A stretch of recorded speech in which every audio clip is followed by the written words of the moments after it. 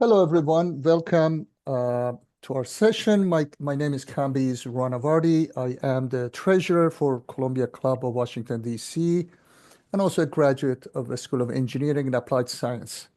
This evening, we are very honored to have Professors Martin Moore and Thomas Colley from King's College London to talk to us about their recently published book by Columbia University Press, Dictating Reality and the Global Battle to Control the News. And this would be in a conversation with our very own Jonathan Lemire.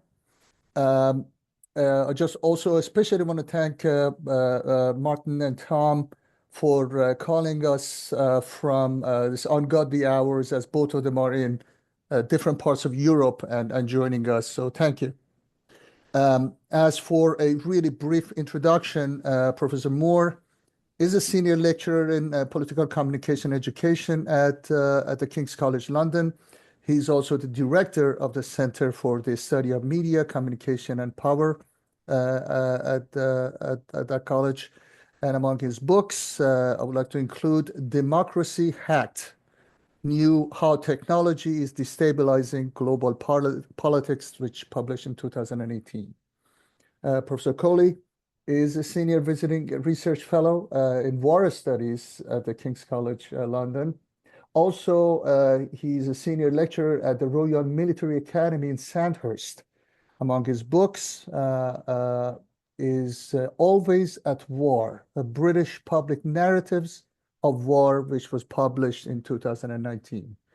And our host, Jonathan Lemire, a co-host of MSNOW's flagship program, Morning Joe. He's also a staff writer at The Atlantic. His first book was an instant classic, New York Times bestseller in 2022, titled "The Big Lie: Election Chaos, Political Opportunism, and the State of American Politics After 2020." So, Jonathan, without further ado, sending it to you.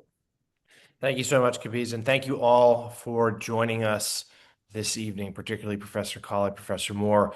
We're so excited for this conversation. We'll just go over the plan very briefly. For the first half hour or so, I'm going to engage in conversation with the two professors. And then around the 6:30 mark, 6:30, 6:35 Eastern Time, we will open it up to questions. But you can start putting some now in the Q&A dialogue box you see there in your Zoom. And I will pick some and I will read them aloud when the appropriate time comes. So just a little bit of housekeeping there. Feel free to add your questions. We'll get to as many as we can. And because we'll be respectful of the late hour there in Europe, we will wrap in an hour's time, right at 7 o'clock Eastern. It would be difficult to imagine a more timely topic than this, and more timely topic than their book, Dictating Reality, the Global Battle to Control the News, Columbia University Press, out now. This is something that we are seeing as a particularly challenging moment for the media, for democracy. It's a challenging moment for the truth. We're certainly seeing here in the United States and around the world, the media industry has undergone a period of real challenge, of slashed budgets, of layoffs, of consolidation. We have seen, of course, the rise of social media and the role it plays, both with the media industry as well as our political realm.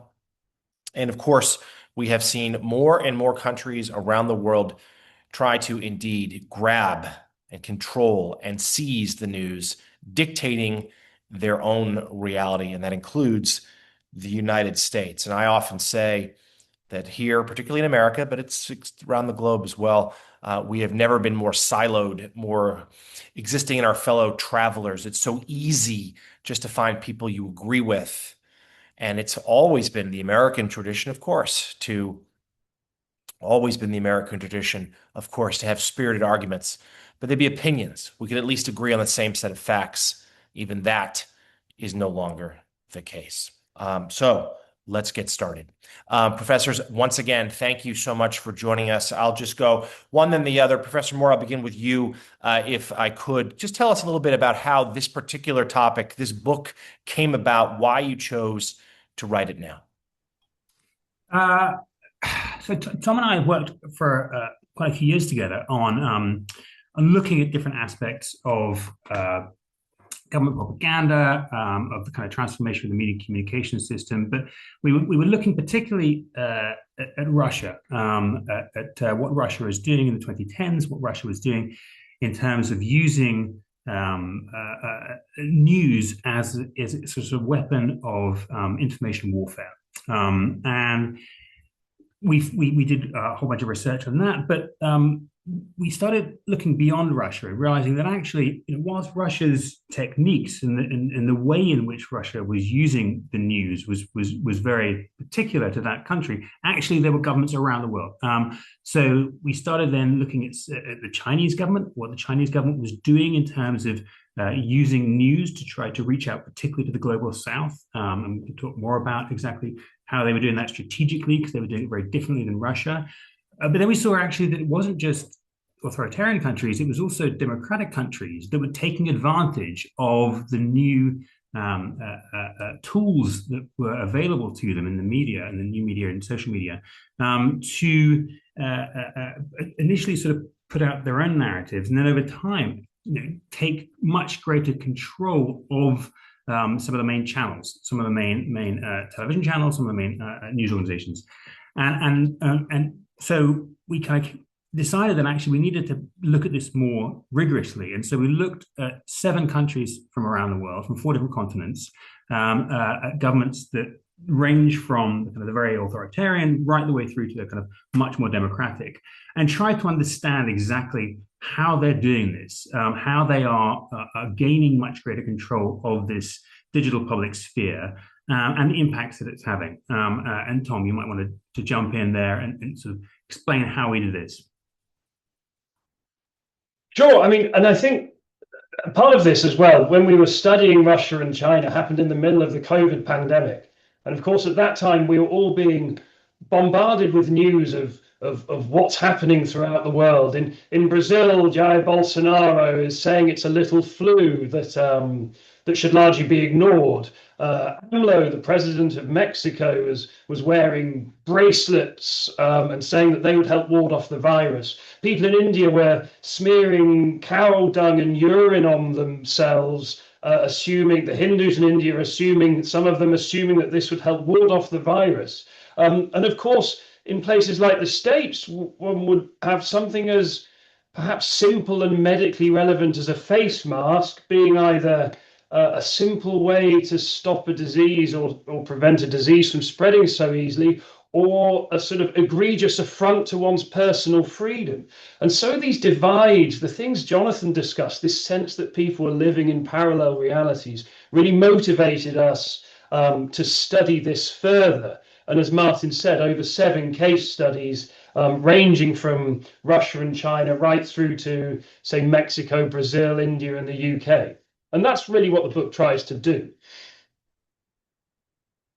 Professor Colley, staying with you, Thomas, we'll get to the democracies in a moment. But first, before we get there, when it's the sort of the autocracies have one you might think the ones you would have more state control of the media, more influence as to what their public consumes. So you mentioned Russia, you mentioned China. Talk to us about that evolution, and in particular, countries in seemingly different trajectories. China, in many ways, on the rise.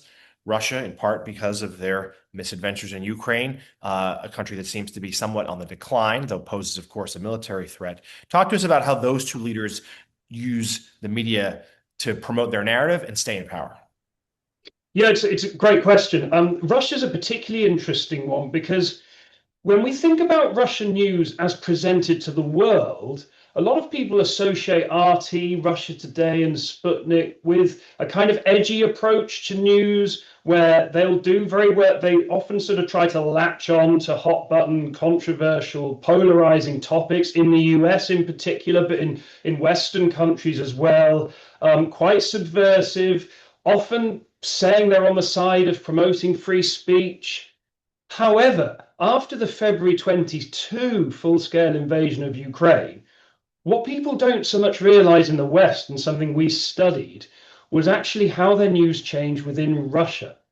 And what people might have seen on TV initially, people being arrested because you couldn't call it a war, you had to call it a special military operation, that kind of Orwellian sort of news speak or double speak that you might sort of associate that sort of thing with. But also what you saw nightly on Russian state TV shows, you started to see Russia's leading state propagandists call for Soviet-era censorship and repression. Margarita Simonyan, the chief editor, she became chief editor RT at 25, I think, came out and she would usually be the first person criticizing anyone in America that had suggested censoring or canceling someone over concerns about free speech, would then come out on TV and say, we need censorship. No big society exist without censorship. Look at China. They're doing great economically. Their information system is tightly controlled. That's what we need. And then the next speaker on that show says, no, we need more than censorship. We need to start imprisoning anyone who says anything that contradicts what the government says. And so the fascinating thing about Russia is how you have this external projection of this advanced and edgy approach to news, but while domestically in Russian to Russians, you really have more of a re-establishment of kind of Soviet era methods of information control. And Martin, the China question to you.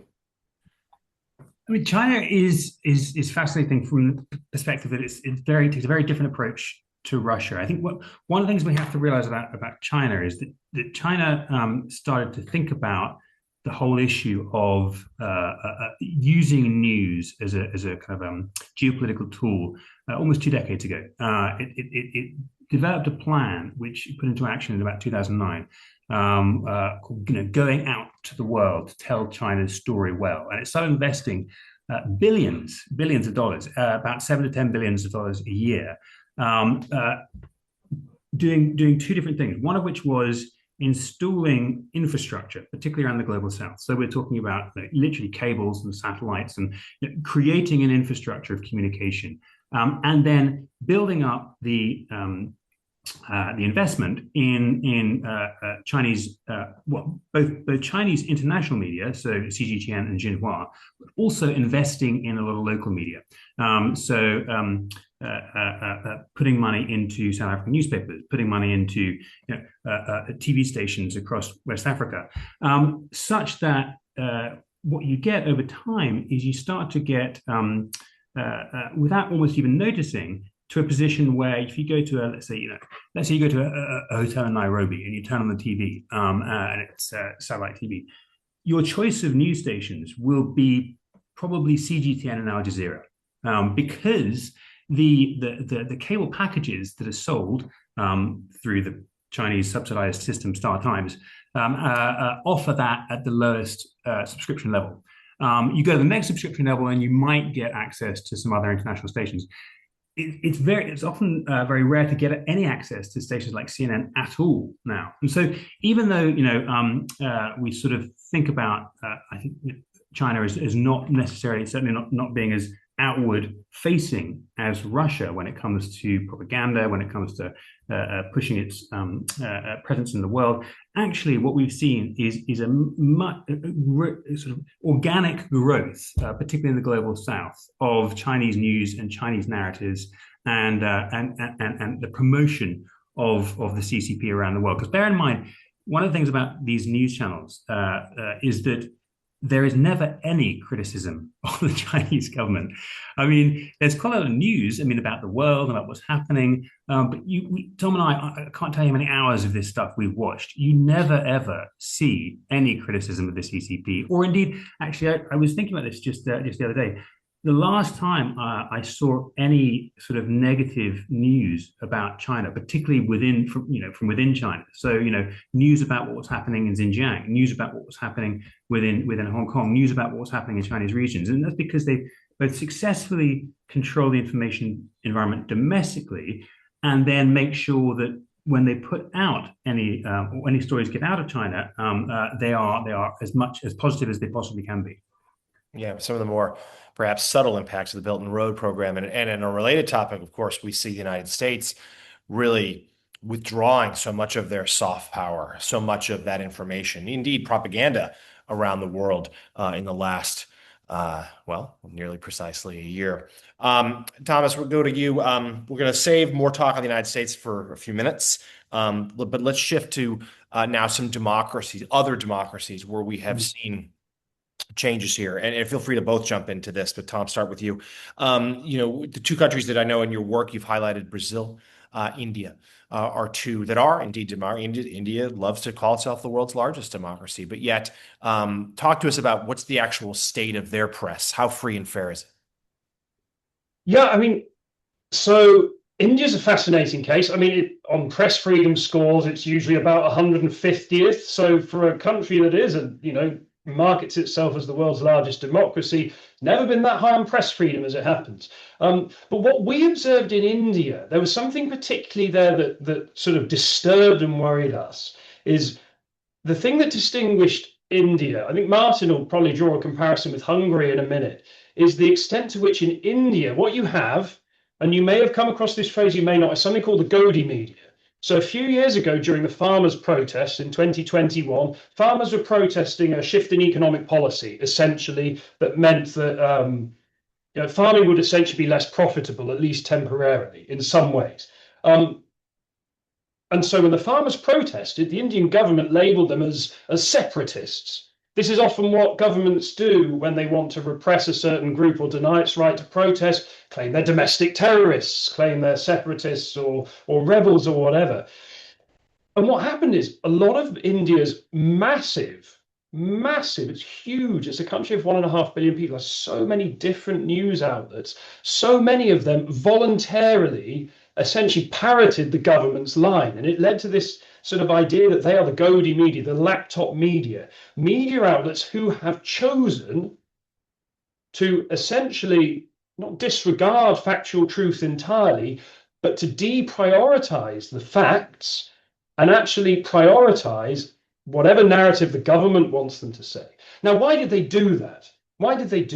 Well, I mean, it's partly the economic sort of comment you made earlier, Jonathan, the pressure that many different outlets face, competition with other outlets, the fact that the government might have a degree of control of how funding is distributed. So it might say, well, if you provide favorable coverage of us, well, let's put our advertising funding on your station, and perhaps those stations that don't cover things properly, maybe we'll send our tax inspectors to you. Maybe we'll see if we can get a pro-friendly sort of a figure that's friendly to the regime. Maybe they'll look to take over your outlet. And those sorts of things have taken place. So what's interesting and troubling in India is the extent to which more and more and more of India's media ecosystem has not so much been bought by the state, has voluntarily been co-opted by the Modi regime. And then that process kind of drives leaders like Modi to think, actually, there's been a power shift this century where, because social media enables people to communicate, or leaders to communicate with the masses more directly and freely, and mainstream media have weakened, that gives those leaders far more power to shape the media agenda, to coerce or influence more strongly news outlets to present them in the way they want to. So that's the particular concern in India. But Martin did some particularly good research on Brazil, where things were perhaps a little bit different. I can jump in on that. I mean, just quickly on India as well. I mean, I think what we particularly see with Modi and the BJP has been real stick and carrot. I mean, in the sense that Modi has been extremely, and the BJP, strategic in how they have used the tools at their disposal, particularly access, money, and protection when it comes to media and how they deal with media. So in other words, they give access to media outlets that are favorable to them, that are loyal to them, that promote them. They give money, as Tom said, to those media outlets. They give protection from raids, protection from attack, and they do the opposite for the media that they don't like. And to give an example, I talked to an Indian journalist. He said, "You know exactly where you stand in the ranking as a political journalist in India, because if you are at the top of the rank, you get the WhatsApp message from the PMO, the Prime Minister's office, at 9:01. If you're second rank, you get 902. If you're third rank, etc. And he said, if you're the first rank and you get it at 901, and it doesn't go out by 902, then you get shoved to the back of the queue. So there is this incredibly transactional kind of a way that the Modi government has used the media incredibly effectively to create loyalty and to bring it behind them. I think Brazil, almost the opposite end of the spectrum in many ways, the case study we look at in Brazil, because in Brazil's case, I suppose we see Brazil almost like a glimpse of what certain countries might look like in the future, when with politicians and with parties that have entirely decided to disregard mainstream media, that have actually said, we're not going to we're just not even going to kind of engage and try and get our message out through mainstream media, because we look at what happened with Jair Bolsonaro and his election in 2018, his government between 2018 and 2022, and then what happened subsequent to 2022, particularly obviously with the January 8th, 2023 sort of semi-attempted coup. And what we found, and this is through our own research and through a whole series of court cases that happened in Brazil over the course of the kind of 5 years from 2019 onwards, is that the Bolsonaro administration, and particularly working with his sons and Carlos numero dos, number two, is they created this remarkable parallel information ecosystem online, an ecosystem that was built up of hundreds of sort of pop-up news sites, YouTube channels, very, very kind of well coordinated concentric series of influencers, and they essentially sort of ran almost like a government news organization, from the Planalto, from Brasilia, where they would develop narratives. They would decide which opponents they wanted to take down. They would decide which, judges they wanted to attack, Alexander Lemire, etc. And then they would, literally create a whole series of news stories and then infiltrate all these networks via their influences, via WhatsApp, and so you have a whole huge proportion of Brazilians who are, in many cases, very obsessed by social media, only consuming the sort of the output that's coming out of this network, and not essentially being exposed to any news from mainstream media, which leads to kind of this remarkable situation you get in 2022, where almost half the population, 49% of the electorate voted for Bolsonaro in 2022 versus 51% for Lula, and a huge proportion of those 49% had lived in a completely different reality than the other half of Brazil. Jack Mikas from the New York Times called it a sort of mass delusion, and I think that's exactly what it was. It was their whole perceptions about the kind of credibility of the election, about what the election was about what Bolsonaro had done once in office, was entirely different from the other section of the population, and that was as a consequence of this networked digital information ecosystem that the Bolsonaros had created. Do you mind if I jump in there, Martin? I mean, in case you're wondering, we haven't really talked about how much successful these have been yet. But if we go back to what was happening in Brazil in 2022, you literally had tens of thousands of people on the street calling for military dictatorship to save them from democracy. That's how successful this alternative reality was for a significant proportion of the population when they were on the streets calling for dictatorships. When I teach people at university, usually I assume when people come out onto the street, it's usually for more freedom or to protest freedoms being taken away. This was tens of thousands of people coming out calling for authoritarian rule to save them from democratic rule. It's a complete inversion of the reality that we assume the populations of the world want. As we come up on the 25-minute mark, a very quick reset. We are discussing the book Dictating Reality. Professors Moore and Thomas Colley are our guests. We're so grateful to them. I'm Jonathan Lemire of MSNOW and The Atlantic. Just a reminder, you can pose questions to the professors in the Q&A chat that's right there on your Zoom. We'll start taking some of those in 10 to 15 minutes from now. And I will note, we have a very good crowd here watching, and I'm certain hang on every word, as I am. So we've been sort of making a tour around the globe. One more stop before we head to the United States. And frankly, this is a country that is often compared to where maybe the United States is going. So Thomas, we'll start with you this time, and that is Hungary. That the sort of the urbanization of the United States in terms of sort of the state control in business, about sort of and the media in particular. Let me put it this way: to give viewers who don't know that much about what Orban's Hungary is like, and Martin, feel free to jump in if you'd prefer, what that means and whether you agree with or reject the comparison that might be the path where this United States is heading. Yeah, I mean, it's and I'll turn to Martin in a minute. It's one we worried about Hungary. We worry about Hungary. Why do we worry about Hungary?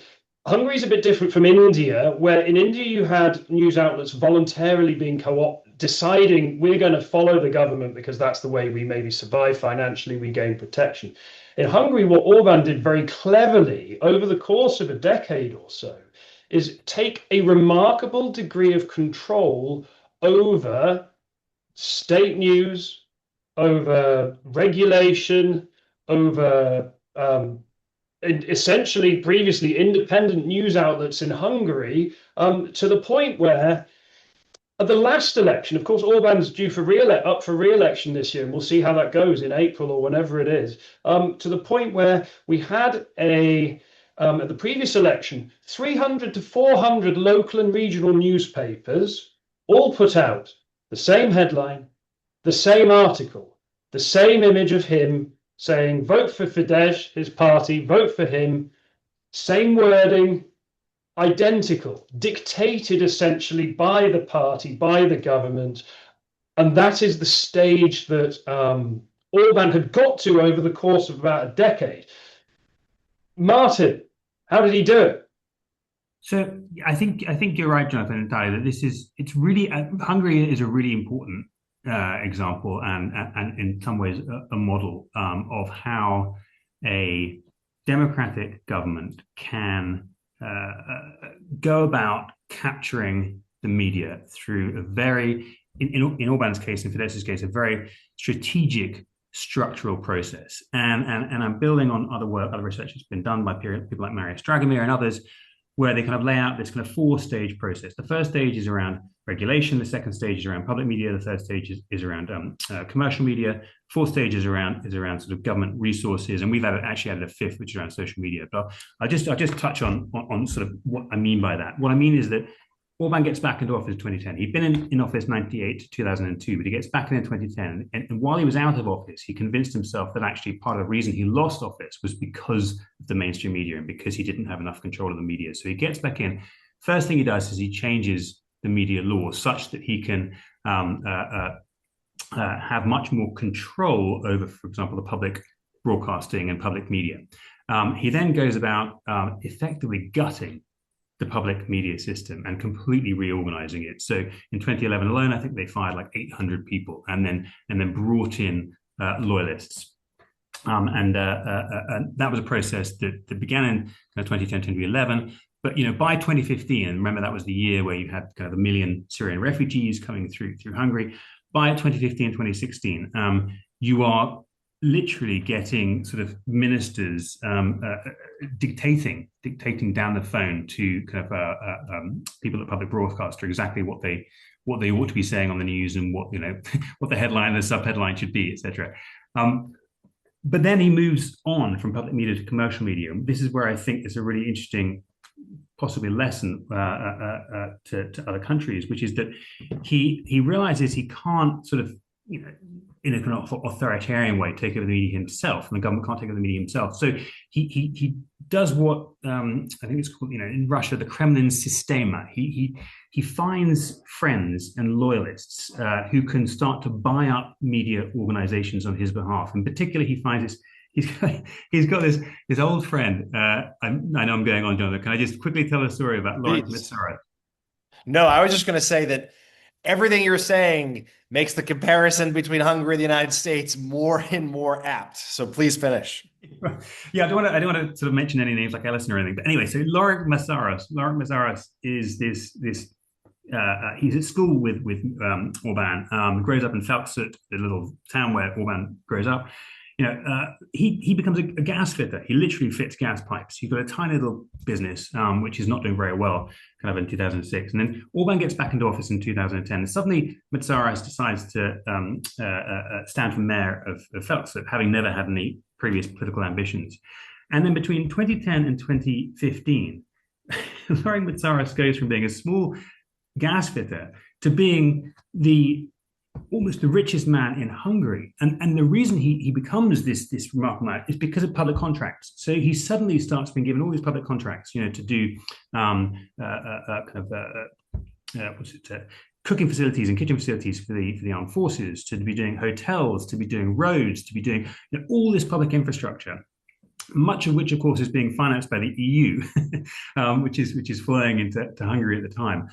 And then in 2015, again, having never shown any interest in the media, he suddenly starts buying dozens and dozens of media outlets and starts acquiring them and not doing very much with them initially. And this is, by the way, there are other friends of Orban doing the same. And then in 2018, all of a sudden, they all decide simultaneously that they're going to give their media organizations to a public foundation called Kesma.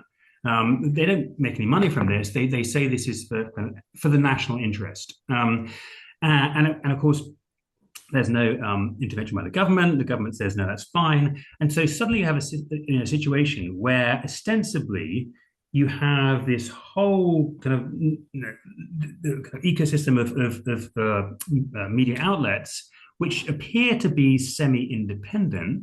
But as Tom said, actually, they're all effectively, they have the same editorial line. So, from the perspective, if you imagine, you're in northern Hungary and, you're buying a newspaper, and it's the same newspaper, it's the same masthead, it's the same, you've still got the weather, you've still got everything else, but they all have exactly the same editorial line. And the amazing thing with Hungary as well is that, Orban knows he can't control all the media in Hungary, but doesn't want to control all the media in Hungary. What he quite likes is the fact, I think that the EU calculated about 80% of the media in Hungary is pro-government.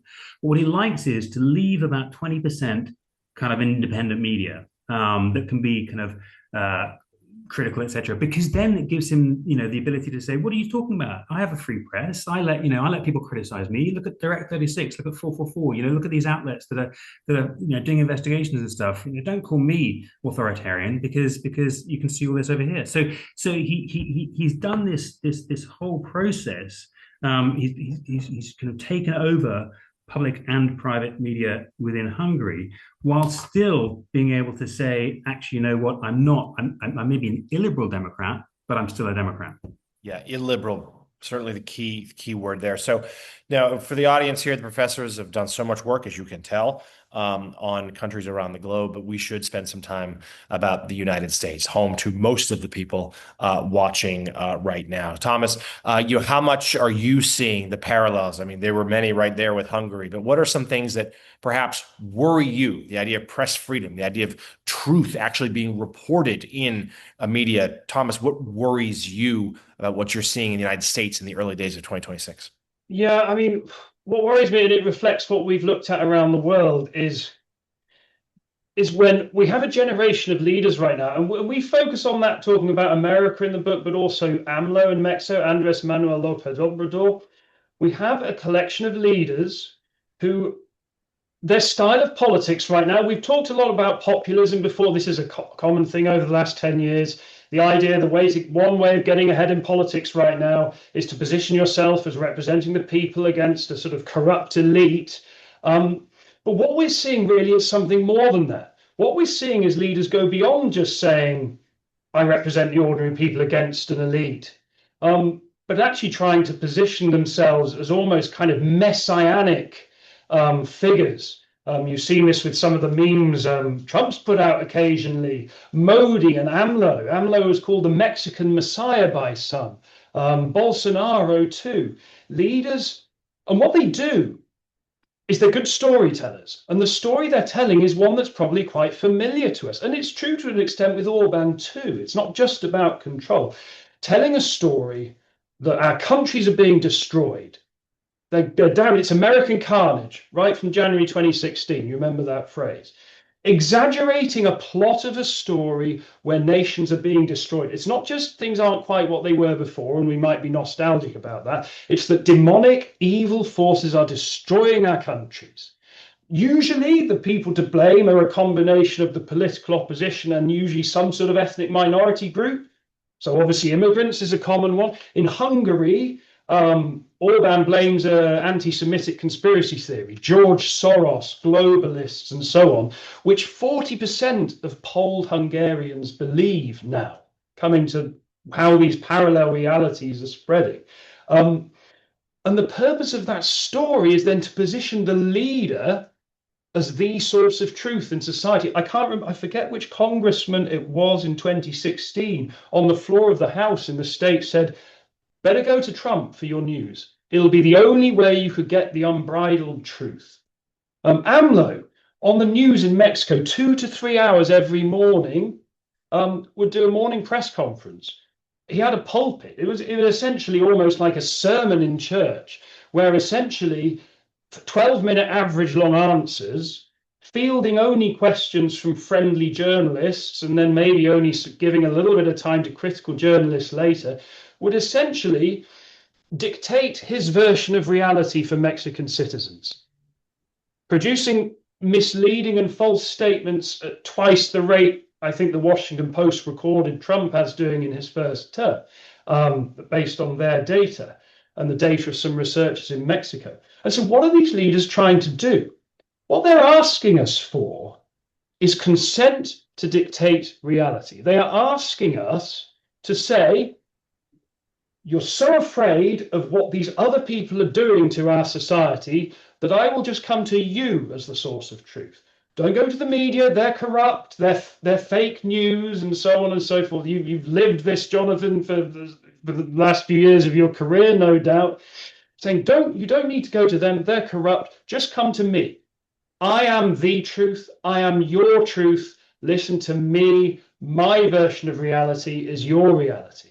The thing that worries me is the proportion of the world actively consenting to that because of those fears, and which is facilitated by how divided we are in so many societies around the world. And if we do consent to that, whether by voting for these leaders and so on, what we are granting those leaders to do is the power to dictate reality and truth. And we might be okay with that, but if you look at the history of politics, particularly the history of how authoritarian rule develops, giving someone that power is always incredibly dangerous. And so, as much as anything else, that's what worries me. Yeah, that news conference yesterday, I think, was vivid display of a lot of what you're talking about. As we starting to turn to some questions now, I should note the first one I had teed up, Tom, you just answered the idea of a leader providing themselves as the source of truth, which I know is a sole source of truth, which I know is a real theme in the book as well. Martin, I'll ask this one to you from one of our viewers. Do you see the big media consolidation in the U.S. rooted in pure economics, or is it conducted by oligarchs to manage threats to their channels of influence and protect their own pocketbooks? You just said that Hungary, exactly this. Are you seeing that same trend here in the United States, where there are undeniable economic issues, but are there more than that?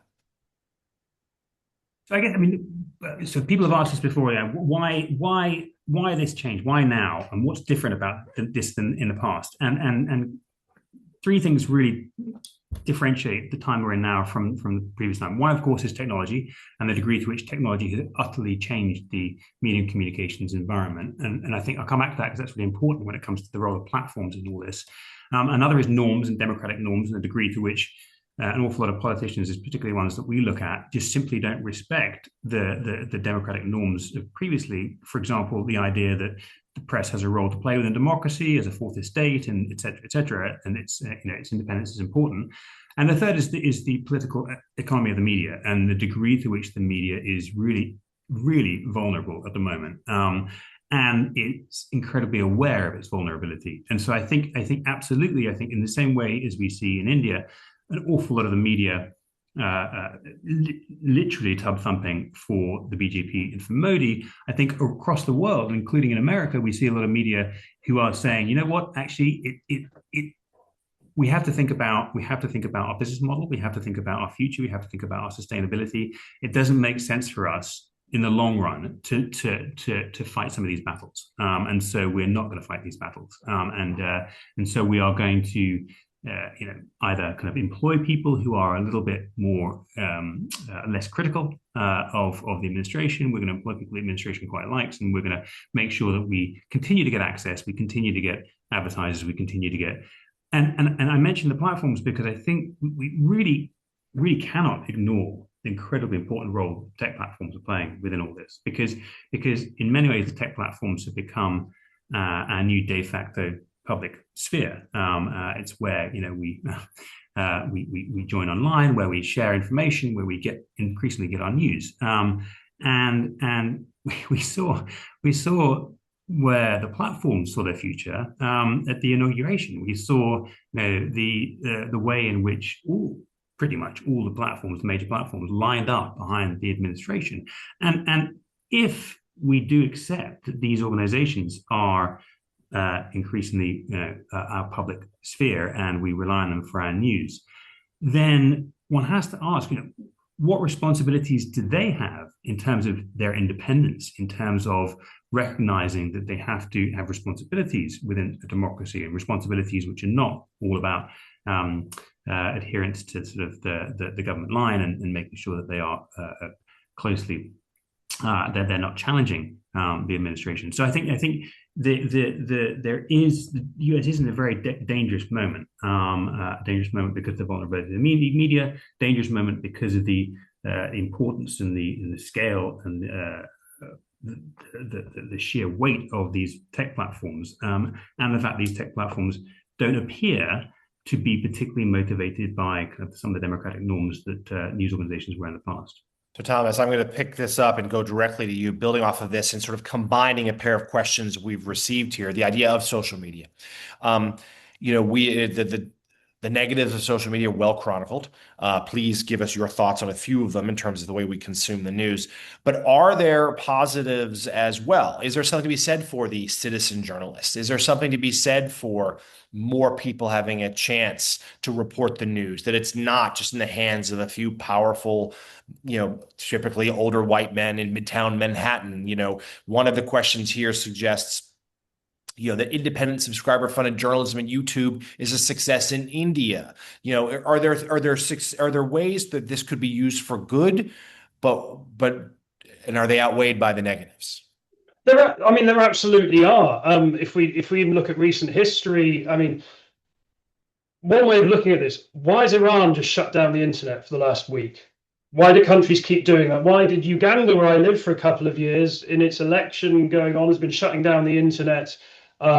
Because these states, ever since the Arab Spring especially, or the protests in Iran in 2009, or even in China in a similar period, fear. Autocrats especially, but also illiberal Democrats, fear the internet and the fact that social media and platforms and the fact that citizens can produce their own news, they can expose abuses of the regime. That remains a source of fear. Shutting down the internet is kind of not an antiquated thing to do, but certainly not a progressive one. Basically pulling the plug on something and sticking your fingers in your ears and hoping that people don't mobilize as a result of that. So that, in a sense, the fact that they do that is testament to the mobilizing potential of this.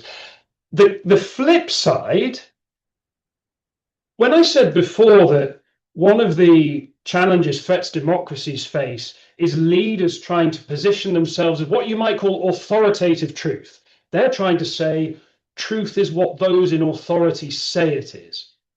There's an attack on truth from the other side of the political, not necessarily the political spectrum, but an alternative attack on truth, which is the idea that my truth is the truth.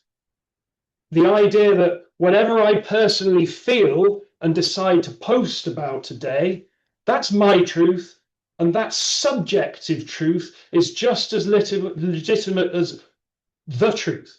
That objective truth doesn't matter. The process through which media institutions either do or at least should go through to verify the facts of what's happening in the world, that's under assault from leaders that want that to be ignored. But also it's weakened by this idea that actually that's my truth. It's my truth that my inauguration crowd was bigger than anyone else's. It's my truth that this issue is caused by that group and not that group. That's my truth. I feel it authentically. I'm posting it on Truth Social, where a post is called a truth. If you're on Truth Social, posting information is called a truth. Okay, the whole premise of the platform is quite clever in how it's named, however derivative its functions are, is the idea that actually truth is now just whatever you feel at a given moment and post to people. Okay, so that again is a sort where if that's your source of news, and if that's the way we're approaching what constitutes news, then that can also undermine a sense of shared reality on which, I mean, we think democracy depends. So, Martin, let me ask you this, a question that a few of our viewers have put forth. And before I ask it, I'll just note we've got about 15 minutes to go. We're going to get through a few more questions, and we're going to give each professor about a 1-minute closing statement at the very end. The idea of some of our viewers, Martin, are asking, does the United States truly have a free press? And they're pointing at up a couple of issues that they feel like were undercovered. One notes the suggested there was a in this viewer's estimation that the protests in Iran were downplayed in coverage here in the United States. So another viewer says, and we've heard this from many places, that the situation in Gaza and the suffering of Palestinians did not get the coverage it should have. You can use those two examples if you'd like, but more broadly, do you feel like the United States right now has a free and fair press trying to tell, as best as it can, the full story? So I think it's really interesting that we're Tom and I. Tom's over in Latvia. I'm here in the UK, and I think it is really interesting looking at the US from a distance and observing the US's media ecosystem, because and I don't want to get into sort of a whole discussion as to what we mean by different types of freedoms. But clearly, the US media system is incredibly commercialized. I mean, that's inherent in the US system, and that's both a strength and it's an enormous weakness. I mean, I live and have grown up in a very mixed media system where you have commercial media, you have a non-commercial, non-profit media, you have a very big public media, and the public media is, for all its faults, always an alternative in the sense that it is run. It has different motivations. It runs. It has particular obligations that it has to fulfill. Clearly, it's not shareholder or profit generated. So we do get a very different type of media. I think there is a. So I think in that sense, I think there is a kind of homogeneity to some aspects of the U.S. media that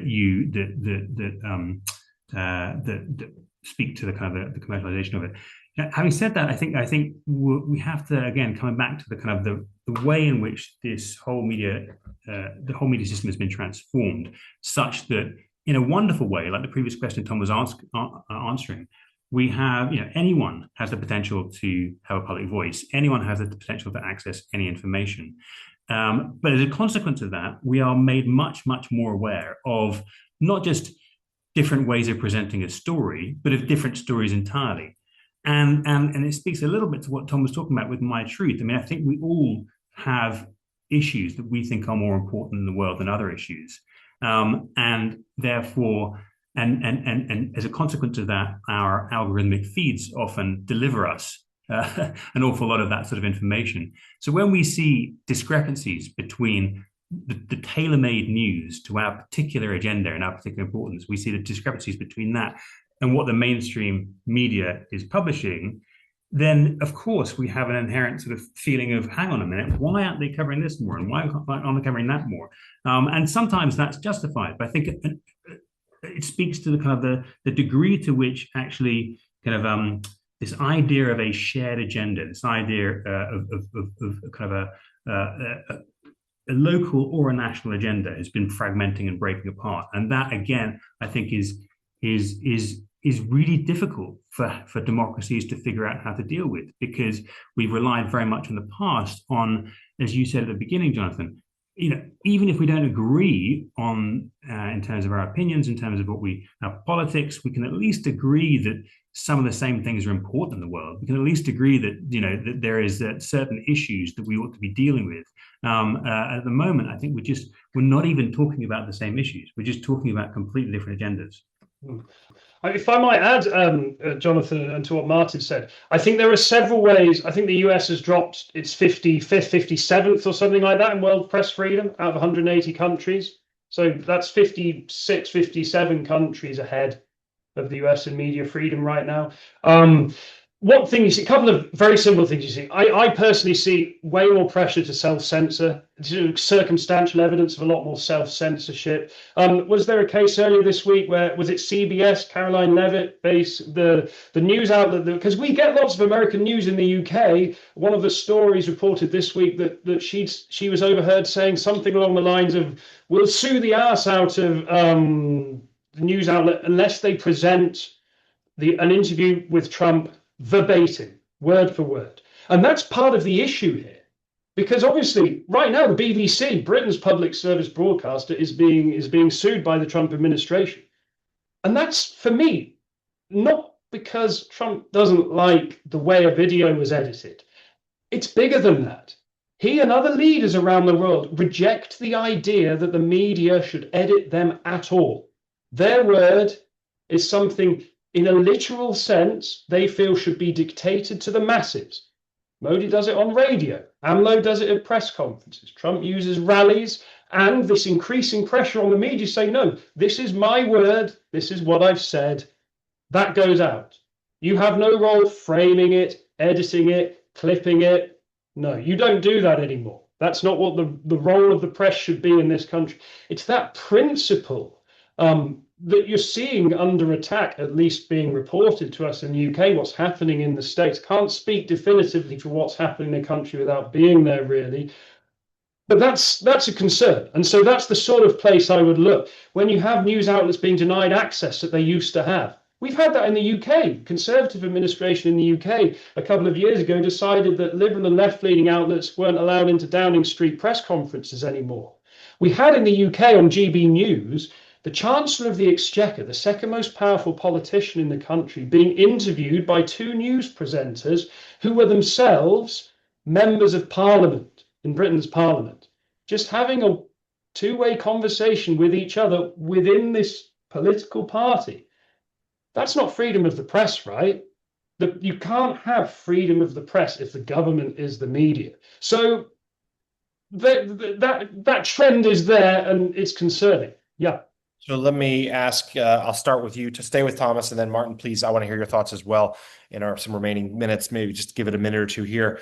Are there signs of hope when we see countries, as you note, the United States sliding down the press freedom rankings, other countries, well, are there countries that have reversed that trend? Are there things that we should be looking for, hoping for perhaps, where things could get better?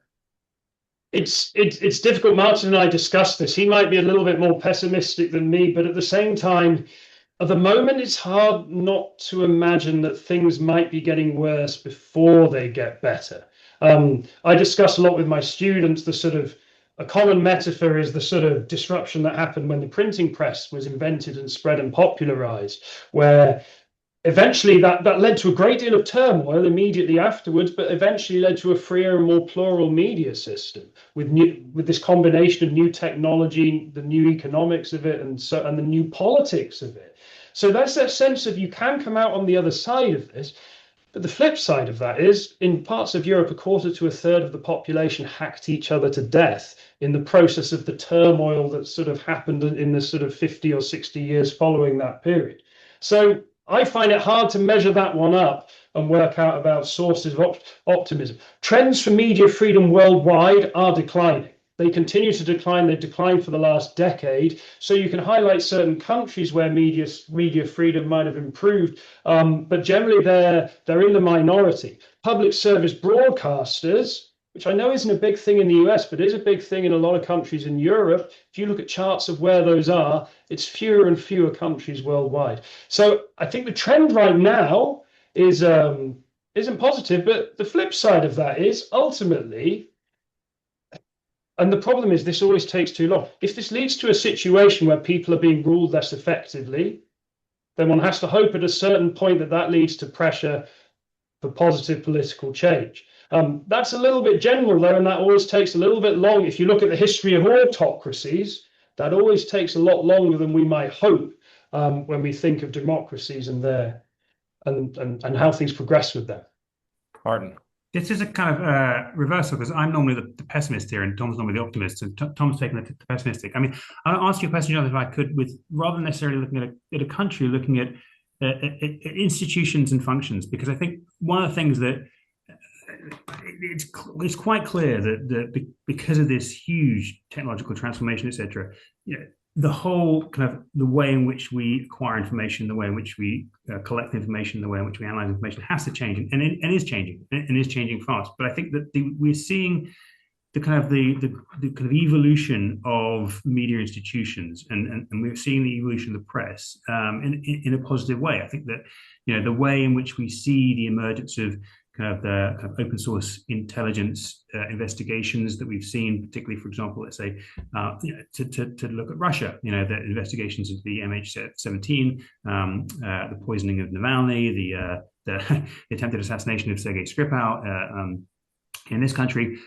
We've seen the sort of emergence of a kind of new type of and form of journalism, which could only happen in this new environment. It could only happen when you have this vast amount of information and that you can filter and you can use the tools available to you. And we also have kind of evolving roles around news organizations as verifiers, and this is clearly a kind of nascent process in some cases, and it's still developing. But I spent a bit of time just sitting in BBC Verify. BBC Verify is part of the BBC, which was started in 2023, and what they did was that they kind of brought together a whole bunch of different functions from around the BBC in terms of kind of image verification, in terms of kind of very good computer scientists and database knowledge, a whole series of experts, such that when something happens, like you have a bombing somewhere, you have some incident, some event, and they can very quickly spend a huge amount of time and effort and expertise in seeking to try to verify it, which is clearly kind of desperately needed in our current information environment. So I think we can see the kind of the way in which news organizations and media institutions are evolving, I think, in a very positive way. Well, we'll certainly cling to those signs of hope at a time when, as we've been discussing all our economic challenges, media industry, the rise of AI, there'll be some good there, there'll be some bad.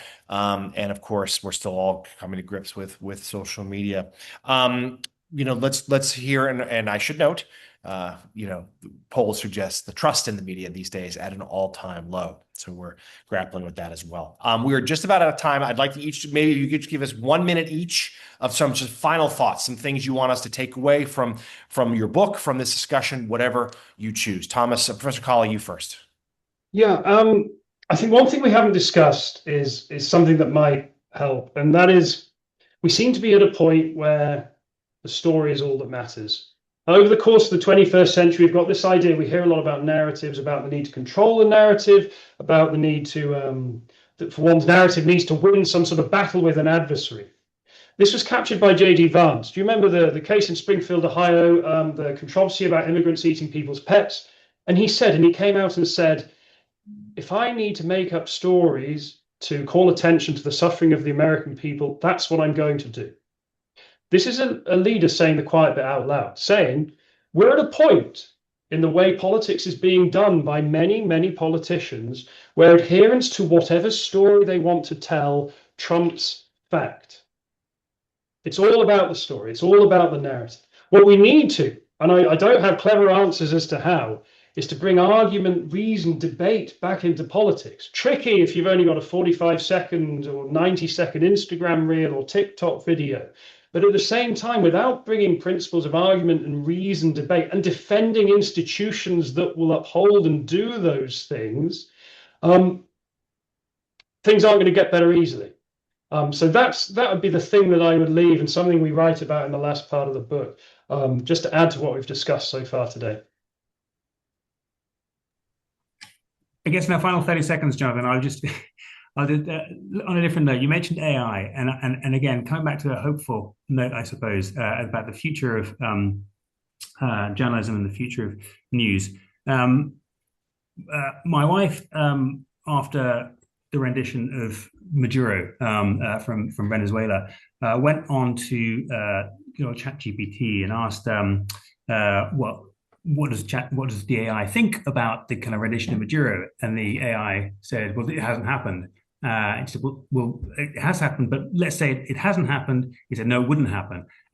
And proceeded to have an argument with the AI, which just simply wouldn't believe that the US administration would snatch Maduro in the way that it did. And I just tell that story because it said to me that actually, clearly there is a role, a very urgent and necessary role for reporting, for eyewitness reporting, which is really the basic role that journalism has always played, and I think always will play, and will be crucial now and going forward. Well, I'm going to take that quote and put it on my next cover letter next time I'm looking for a job. So I really appreciate that. I want to just give a quick thanks here, of course, the Columbia University Club, Washington, D.C., this alumni group. I've hosted a few of these now. Would love to host more. A great night as always. I want to thank everyone here who was watching and contributed questions. We got to most of them, couldn't get to all because there was such interest. We had a nice crowd tonight, really big crowd tonight. And most of all, our thanks to our two professors, Thomas Colley, Martin Moore, stayed up late for us in Europe. The book, Dictating Reality, pick up a copy. As you can tell by this conversation, it is essential, it is timely, it is necessary. So let me say, we will sign off now. Thank you again to everyone here today. Good night. Thank you, everyone. Thanks.